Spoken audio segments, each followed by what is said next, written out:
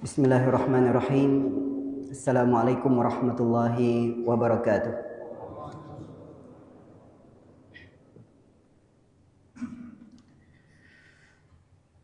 Alhamdulillahirabbil alamin. Satu ucapan yang ringan, ucapan alhamdulillah yang sudah biasa kita sebut. Tetapi pahala membaca alhamdulillahirabbil alamin ini luar biasa. Karena Rasul sallallahu alaihi wasallam pernah menyampaikan alhamdulillah tamla'ul mizan. Ternyata pahala mengucapkan alhamdulillah itu tamla'ul mizan. Tamla'ul mizan itu artinya memenuhi timbangan. Mengucapkan alhamdulillah itu. Sedangkan timbangan itu, mizan itu besarnya bagaimana? Timbangan itu besarnya itu kalau dimasukkan 7 lapis langit dan 7 lapis bumi dengan segala isinya, sebagaimana disebut di dalam kitab Al-Arba'in An-Nawawiyah, niscaya timbangan itu masih bisa menampung 7 lapis langit dan 7 lapis bumi itu dengan segala isinya selain Allah Subhanahu wa taala. Termasuk di dalamnya para malaikat selain Allah. Masih bisa menampung, tetapi dengan mengucapkan alhamdulillah penuhlah timbangan itu. Maka kita amat sangat disarankan untuk sering mengucapkan alhamdulillah. Kalau kita mendapatkan kebaikan, alhamdulillah. Kalau mendapatkan sesuatu yang tidak baik, juga alhamdulillah. Tapi tambah dengan ucapan alhamdulillah ala kulli halin. Itu tambahannya. Dalam keadaan kita senang, ucapkan alhamdulillah, maka pahalanya memenuhi timbangan. Dan dalam keadaan kita sulit juga, alhamdulillah, tambah dengan ala kulli hal. Maka alhamdulillah pagi hari ini kita masih diberikan oleh Allah Subhanahu wa taala kesempatan untuk menikmati indahnya dunia. Dan ini semuanya adalah cara Allah untuk memberikan kita kesempatan-kesempatan untuk beribadah. Termasuk datangnya bulan Ramadan. Tentunya ini bukan sembarangan bulan. Maka kita bersyukur kepada Allah karena masih diberikan berjumpa dengan Ramadan pada tahun ini. Dan tentunya kita semua berharap semoga kita dipertemukan oleh Allah Subhanahu wa taala dengan Ramadan yang akan datang. Amin ya rabbal alamin.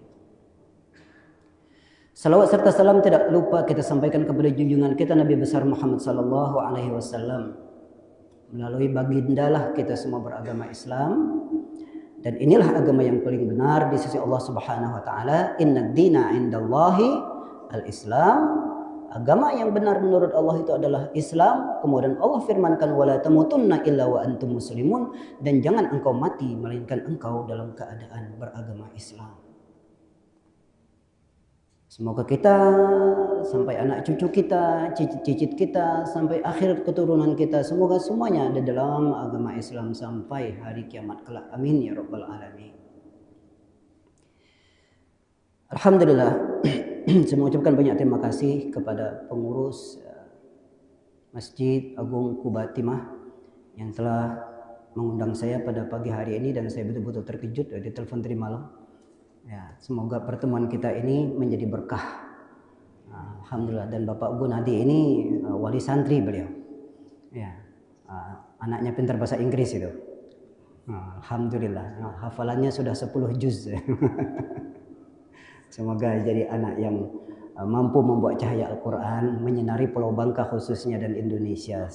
Amin ya rabbal alamin. Bapak Ibu sekalian yang saya muliakan. Banyak sekali permasalahan-permasalahan yang akan kita bincangkan. Bahwa Islam itu begitu luas dengan ilmunya, dengan pengetahuannya, dan dengan berbagai permasalahannya. Tetapi perlu kita ingat sekalian, Bapak Ibu yang kita muliakan, bahwa pertama kali perkara yang sangat amat penting di dalam Islam itu adalah diantaranya sholat. Bahkan di bulan Ramadan pun kita disuruh salat oleh Allah Subhanahu wa taala lebih banyak dari bulan-bulan yang lain. Karena apa? Karena salat itu adalah tiangnya agama. tiang agama. Sebaik apapun kita, kalau sholatnya tidak ada, maka tidak betullah kehidupan kita. Dan kita, Bapak Ibu sekalian, mengapa kita perlu untuk mengkaji sholat ini dan memperdalami sholat ini? Karena sholat itu adalah pertama bentuk kepatuhan kepada Allah Subhanahu wa Ta'ala. Artinya kalau kita sudah tidak mau sholat, maka tidak ada kepatuhan kepada Allah Subhanahu wa Ta'ala. Dan ketika manusia tidak mau sholat, maka otomatis dia sudah tidak menganggap lagi Allah itu sebagai Tuhan. Maka bagaimana manusia akan mendapatkan kebaikan-kebaikan jika tidak ada lagi sholat dalam kehidupannya? Bahkan Rasul Shallallahu Alaihi Wasallam telah menyuruh kita semua, bapak ibu yang memiliki anak, kita semuanya diperintahkan untuk mendidik anak, mendirikan sholat semenjak usia 7 tahun.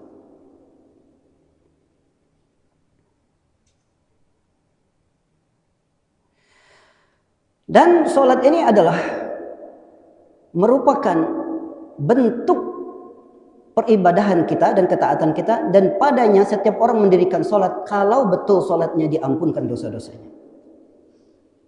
Ini yang kita harapkan. Karena tidak ada kemenangan bagi seorang insan ketika dia mati adalah melainkan orang yang mati tetapi dosa-dosanya diampuni. Bukan orang yang menang itu ketika dia mati duitnya banyak, hartanya banyak, rumahnya banyak. Tetapi orang yang sukses di sisi Allah Subhanahu wa Ta'ala yaitu ketika dia mati diampunkan oleh Allah dosa-dosanya. Maka di antara cara Allah mengampunkan dosa-dosa kita yaitu dengan mendirikan salat. Ya, sebagaimana dikatakan Anas qala sami'tu Rasulullah sallallahu alaihi wasallam yaqul, dari Anas radhiyallahu anhu bahwa Rasul sallallahu alaihi wasallam bersabda, qala Allah Ta'ala ya bani Adam. Kalau perkataan ya qala Allah Ta'ala ini adalah hadis qudsi. Hadis yang Allah firmankan langsung kepada Nabi sallallahu alaihi wasallam. Yang mana di sini dikatakan oleh Rasul sallallahu alaihi wasallam, qala Allah Ta'ala, Allah berfirman, ya bani Adam, wahai anak Adam, kita semua. Innaka ma da'autani wa rajautani ghafartu laka ala ma kana minka wala ubali. Wahai anak Adam, sesungguhnya engkau masih lagi meminta-minta kepadaku. Dan di dalam salat apakah kita meminta-minta? Iya. Iya. Kita membaca apa? Ihdinas siratal mustaqim. Siratal ladzina an'amta 'alaihim.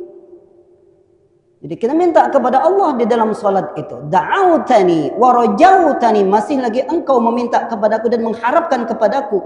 Dan di antara tanda kita masih mengharapkan Allah itu adalah salat itu, Bapak Ibu sekalian. Salat.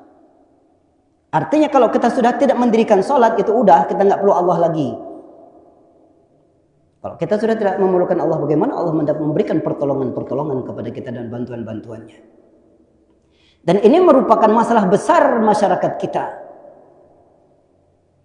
Ya, masalah besar masyarakat kita. Karena sholat ini tidak hanya mendirikan ternyata. Tetapi ada syarat-syarat di sana. Dan itu panjang sekali pembicaraan masalah sholat ini.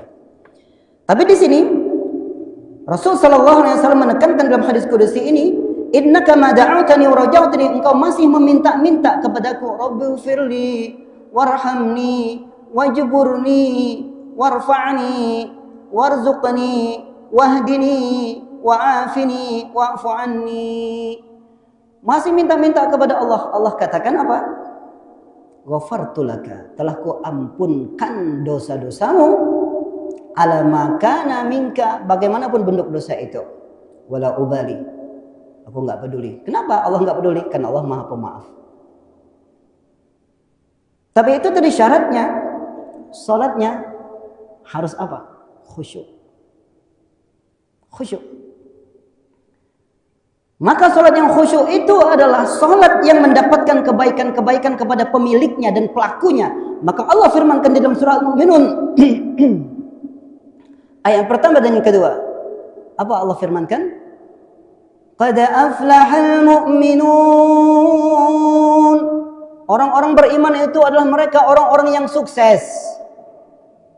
Itu disebut juga dalam surah Al-Asr, illal ladzina amanu wa 'amilus shalihat. Manusia itu rugi semuanya, tidak ada yang selamat. Innal insana lafi khusrin illal ladzina amanu. Semua manusia itu rugi. Bagaimana tidak rugi? Mengingat Allah kita berapa kali?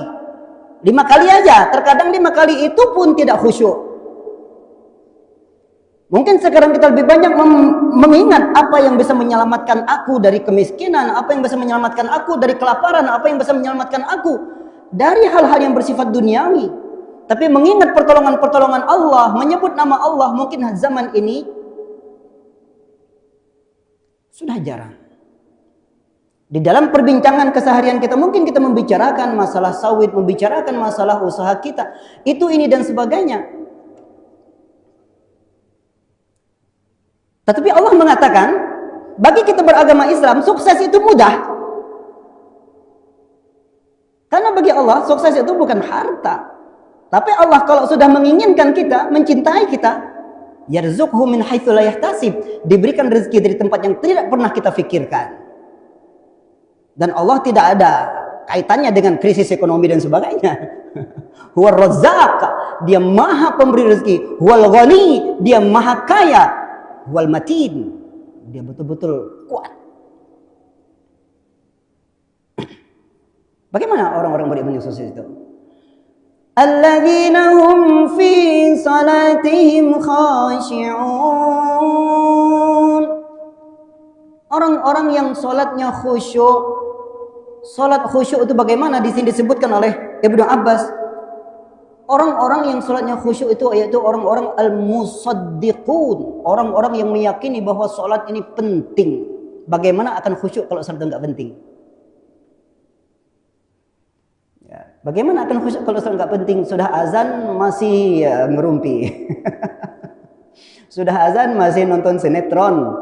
Sudah azan masih sibuk dengan bisnis. Ya, kalau kita meyakini bahwa rezeki itu dari Allah, salat ini perintah Allah, insya Allah, Bapak Ibu sekalian, kita lihat di Mekah ya. Di Mekah itu ketika azan, toko-toko itu ditutup. Pernah tinggal 5 menit, saya ingin masuk ke apotek cari obat. 5 menit lagi azan, disuruh keluar saya. Khalas, ruh keluar. Ya udah, enggak apa-apa. Dan di tepi-tepi jalan pun ditutup dengan kain.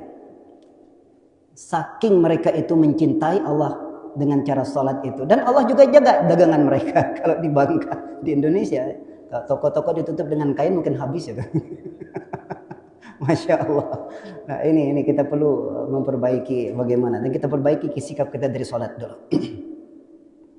Jadi meyakini bahwa salat itu adalah perintah Allah, sebenar-benar perintah, dan ini adalah penting. Yakin bahwa salat itu memberikan kejayaan kepada kita. Karena Allah mengatakan aflah, fi'lu ta'zim di dalam bahasa Arabnya atau grammar bahasa Arabnya, artinya sesuatu yang tidak ada lebih dari itu. Orang mukmin yang paling beruntung, alladzina hum fi salatihim khashi'un.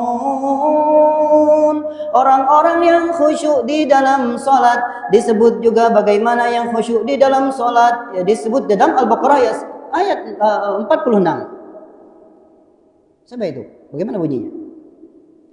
Alladzina yadhunnuna annahum mulaqu rabbihim wa annahum ilaihi raji'un. Orang-orang yang khusyuk di dalam salat itu yaitu orang-orang yang meyakini bahwa Allah itu ada, mereka akan kembali kepada Allah. Dan dia meyakini hidup ini memang Allah yang mengadakan, segala sesuatunya semuanya Allah yang melakukan. Ya, dia yakin. Kemudian disebut mujahid. Siapa itu orang-orang yang khusyuk juga? Yaitu al-mu'minuna haqqa. Artinya, kalau kita belum khusyuk di dalam sholat, masih lagi hati kita lari ke sana ke sini, maka belum dikatakan kita seorang yang bagus imannya. Ternyata sholat ini merupakan parameter keimanan kita, Bapak Ibu sekalian. Ya, parameter keimanan. Jadi katakan mujahid, al-mu'minuna haqqa, orang-orang yang betul-betul beriman pasti bagus sholatnya. Kemudian dikatakan juga oleh Ibnul Aliyah, yaitu al-khasyi'un, orang-orang yang takut. Orang-orang yang takut kepada Allah ini orang-orang yang selalu merasakan kebesaran Allah, dan rasa takut ini harus dipelajari dan harus dibiasakan Bapak Ibu sekalian. Karena kita semakin jarang merasa takut kepada Allah, ini menyebabkan kita semakin rusak. Tapi kita meletakkan di hati kita, Allah Maha melihat, Allah Maha mendengar, Allah Maha mengetahui, Allah, kami akan kembali kepada Engkau. Ini menyebabkan hati kita menjadi teduh, menjadi nyaman, sehingga ketika sholat pun hatinya terdidik dengan kenyamanan dan keteduhan itu, maka sholatnya pun menjadi baik. Dan ketika baik sholat kita, baik hidup kita Bapak Ibu sekalian. Jadi ukuran kebaikan hidup kita ini adalah juga ada pada sholat, sebagaimana disebutkan di dalam surah Al-Ankabut ayat 45 juga. Wa aqimis shalah. Allah katakan dirikanlah salat. Apa-apapun ketika kita sulit, dirikan salat. Sebagaimana disebut dalam Al-Baqarah ayat 45. Jika engkau minta pertolongan kepada Allah, dirikan salat. Jika engkau sedang kesulitan, dirikan salat. Jika engkau sedang kesedihan dan kesempitan, dirikan salat. Karena di dalamnya ada pertolongan-pertolongan Allah Subhanahu wa taala. Dan disebut di dalam surah Al-Ankabut ayat 45 bagaimana faidah dan fadilat salat itu, di antaranya apa? Inna salata tanha 'anil fahsya'i wal munkar. Salat itu mencegah dari fahsya. Fahsya itu yaitu perkara-perkara yang keji, perkara-perkara yang tidak baik, perkara-perkara yang menyebabkan kerusakan-kerusakan akhlak, itu fahsya. Perkara-perkara yang merusakkan akhlak, kadang-kadang rumah tangga dan sebagainya, itu fahsya.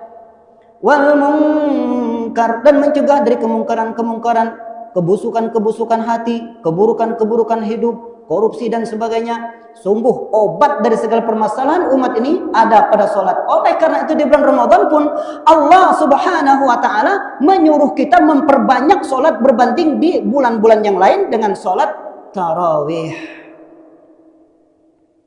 Semata-mata mendidik kita agar menjadi seorang insan yang betul-betul baik, karena salat itu tanha 'anil fahsya'i wal munkar, dapat mencegah kita dari perkara-perkara fahsya, yaitu kotornya hati, kotornya pikiran, kotornya perbuatan, begitu juga hal-hal yang bersifat mungkar, kemungkaran-kemungkaran seperti keinginan untuk melakukan perkara-perkara yang buruk, korupsi, minum arak, berjudi dan sebagainya. Maka dalam hal ini Bapak Ibu sekalian, andaikan kita sudah menjadikan sholat ini sebagai pegangan dan menjadikan hal yang terbaik di dalam hidup kita, dan Rasul Shallallahu Alaihi Wasallam menjadikan sholat itu sebagai satu tempat yang ataupun keadaan yang dirindukan, sehingga Rasul Shallallahu Alaihi Wasallam mendirikan sholat sampai bengkak kakinya karena cintanya dengan sholat itu.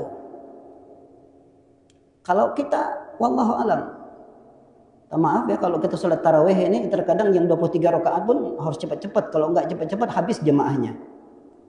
Betul apa betul? Ya. Terkadang kita merasa aneh. Alasannya Ustadz, karena di belakang imam banyak yang sakit. Padahal Islam telah memudahkan, kalau sakit berilah kursi. Boleh enggak duduk di atas kursi sholat? Ya, karena sholat ini ternyata penting sekali untuk membentuk kepribadian kita. Di dalam sholat itu harus khusyuk. Ternyata di dalam khusyuk itu mendidik kita untuk menjadi seorang yang sabar, mendidik kita menjadi seorang yang tenang, mendidik kita menjadi seorang yang teduh, mendidik kita menjadi orang yang khusyuk. Saya yakin Bapak Ibu sekalian memiliki jiwa seperti itu adalah jiwa yang kita idam-idamkan. Berbicara baik, penyabar, tenang, santun, teduh. Dan ini kalau ada pada jiwa-jiwa kita, maka inilah yang dikatakan oleh Allah Subhanahu wa taala di dalam surah Al-Fajr. Ya ayyatuhan nafsul mutmainnah, wahai jiwa-jiwa yang tenang, irji'i ila rabbiki radiyatan mardiyah, pulanglah kepada Tuhanmu dengan mendapatkan keridhaan. Jiwa yang mana yang mendapatkan ridha Allah itu? Jiwa yang tenang. Mendapatkan ridha Allah itu, bagaimana ridha itu? Ridha itu lebih dari segala nikmatnya surga. Nikmat yang paling besar di dalam surga itu adalah ridha Allah. Orang kalau sudah ridho, ibu-ibu kalau suaminya sudah ridho, nggak minta apapun, kalau ada duit dibeli. Kalau sudah ridho, tapi kalau jengkel, Diminta pun gak dikasih. Begitu Allah Maha Kaya. Gak diminta pun oleh kita dikasih sama Allah Subhanahu wa taala. Tapi itu tadi, jiwa yang tenang itu didapatkan dulu itu jiwa yang tenang itu, dan didapatkan diantaranya dengan cara memperbaiki sholat kita. Maka insya Allah kalau Indonesia ini, kita semuanya umat Islam berusaha untuk memperbaiki sholat, saya yakin insya Allah kehidupan kita akan baik, rezeki kita baik, akhlak kita baik, sikap kita baik. Karena ternyata rezeki yang baik itu datang kepada jiwa-jiwa yang tenang. Orang-orang gelisah, orang-orang yang selalu jiwanya meronta, itu sulit sekali untuk mendapatkan rezeki. Kenapa? Karena untuk cari kawan pun susah.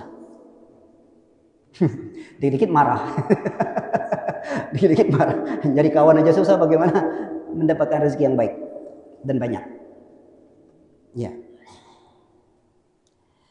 Bapak Ibu sekalian yang saya muliakan dirahmati Allah Subhanahu wa taala. Salat juga adalah merupakan bentuk penghambaan kita kepada Allah Subhanahu wa taala.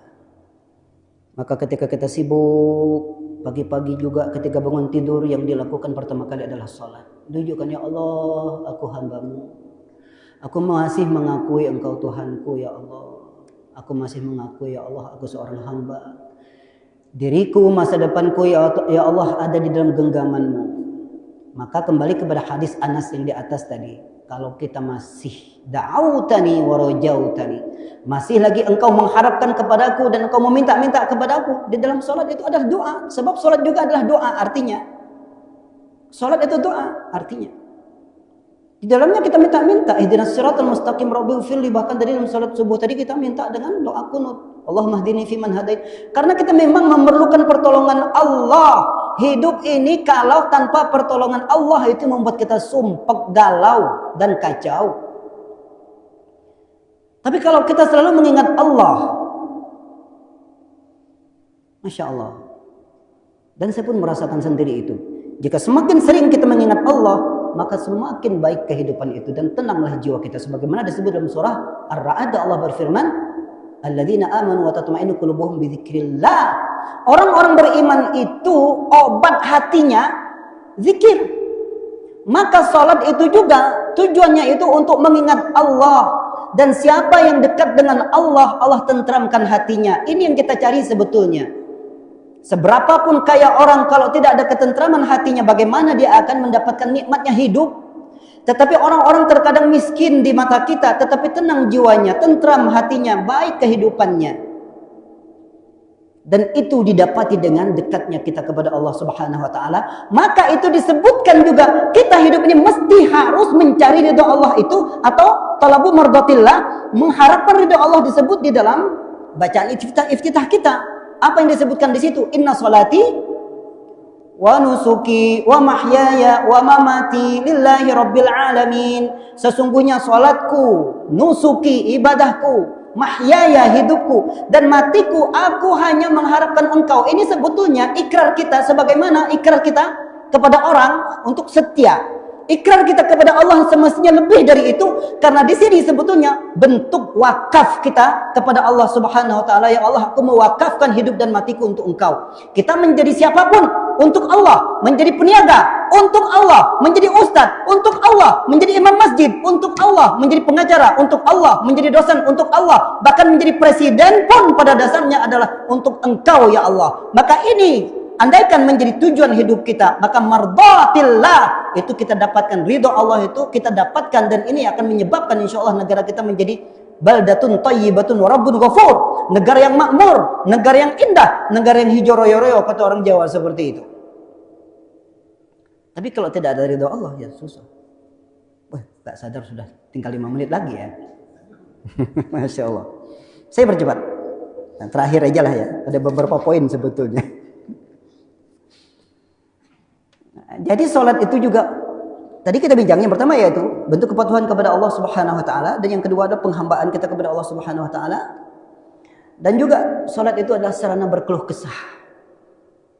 Yang kita sebut tadi, ya sulit, sholatlah. Dalam keadaan sedih, sholatlah. Ya, sholat. Allah Tuhan kita, Allah yang memberikan kita segala-galanya. Ada masalah, sholatlah. Ya, ini yang dilakukan oleh para sahabat-sahabat terdahulu, Bapak Ibu sekalian. Dan terakhir yaitu salat itu adalah salah satu sarana kita untuk mengingat Allah Subhanahu wa taala. Orang yang selalu mengingat Allah Subhanahu wa taala, Allah juga ingat kepadanya. Ingat Allah kepada kita yaitu dimudahkan urusan kita, dirahmati hidup kita, diberkati usaha kita. Maka Allah firmankan dalam surah Baqarah 152, "Fadhkuruni", itu fi'lul amr. Allah memerintahkan. "Fadhkuruni", ingatlah aku, "Alkurkum", aku pun ingat kepadamu. Ingat kepadamu ini maksudnya ya sebagaimana dijelaskan oleh Rasulullah SAW, jika kita dalam keadaan senang ingat Allah, wah lagi duit lagi banyak, usahanya lagi maju, nggak tinggalkan sholat, nggak tinggalkan puasa, nggak tinggalkan sholat tarawih, nggak tinggalkan membaca Al-Quran, dalam keadaan senang, Masya Allah dia ingat kepada Allah. Maka dikatakan oleh Rasulullah SAW, jika engkau ingat kepada Allah dalam keadaan senang, Allah ingat engkau dalam keadaan susah. Yang kita kebanyakan kalau senang mungkin lupa kepada Allah, kalau susah baru ya Allah, ya Allah. Ya, inilah hal-hal yang perlu kita perhatikan Bapak Ibu sekalian. Semoga kita dengan bulan Ramadan ini Allah merahmati kita, memberkati kita, memperbaiki keadaan kita. Semoga kita ini yang belum lurus, ya Allah semoga kami diluruskan. Yang hatinya masih sempit terhadap agama ini semoga dilapangkan. Yang rezekinya ya Allah, yang rezekinya masih susah semoga dimudahkan. Dan yang kehidupannya lagi banyak bermasalahan semoga Engkau ya Allah jadikan permasalahan-permasalahan itu selesai. Amin ya rabbal alamin. A'udzubillahi minasyaitonirrajim. Bismillahirrahmanirrahim. Allahumma salli ala Muhammad wa ala ali sayyidina Muhammad. Allahumma anta rabbuna la ilaha illa anta khalaqtana wa nahnu ibaduk wa nahnu ala ahdika wa wa'dika mastata'na na'udzubika min syarri ma sana'na nabu'u laka bi ni'matika 'alaina wa nabu'u bi dzunubina faghfir lana innahu la yaghfiru dzunuba illa anta. Ya Allah, kami di sini memohon kepada Engkau, sungguh Engkaulah Tuhan kami. Engkaulah Tuhan kami dan kami hanyalah hamba-Mu yang tertakluk di bawah kehendak dan kuasa-Mu. Ya Allah, kami memohon agar kami diperbaikilah keadaan kami kepada sebaik-baik keadaan. Kami memohon ya Allah, luruskanlah hati kami semata-mata ingin mengharapkan ridha-Mu dalam kehidupan ini. Kami memohon diberikan kehidupan yang baik, berikanlah kami kesejahteraan pada diri kami, anak-anak kami, keluarga kami, rezeki kami, dan kesehatan kami.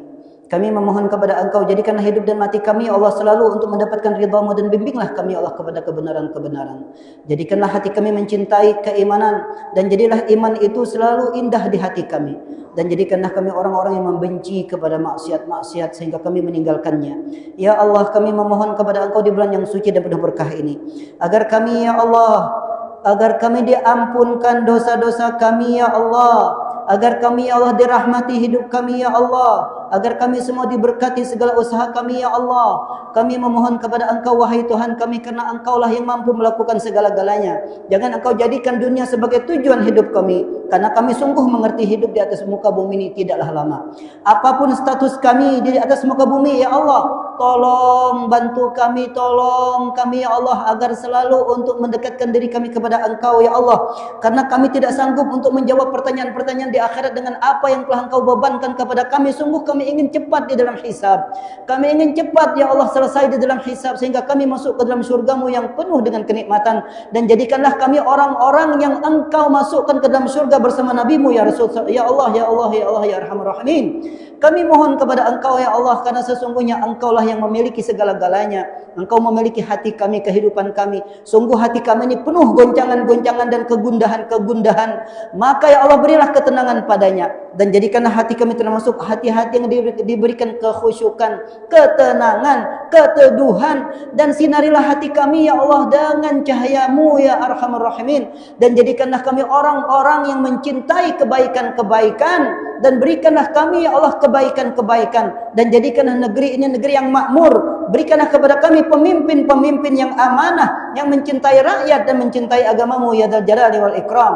Ya Allah, berikanlah kepada kami anak-anak yang menyenangkan hati kami ketika memandangnya dan menyejukkan mata kami ketika memandang ke arah mereka. Jadikanlah mereka ya Allah generasi-generasi yang baik, lebih baik dari kami, generasi-generasi yang mencintai-Mu, generasi-generasi yang mencintai agamamu, generasi-generasi yang mencintai nabimu, dan generasi-generasi yang membawa keberkahan bagi negeri ini ya dzal jalali wal ikram. Allahumma rabbana taqabbal minna innaka antas samiul alim wa tub alaina ya maulana innaka antat tawwabur rahim. Rabbana atina fid dunya hasanah wa fil akhirati hasanah wa qina adzabannar wa adkhilnal jannata ma'al abrar ya aziz ya ghaffar ya rabbal ya rahman ya rahim. Wa sallallahu ala sayyidina Muhammad wa ala alihi washabihi wasallam ajma'in walhamdulillahi rabbil alamin. Assalamualaikum warahmatullahi wabarakatuh.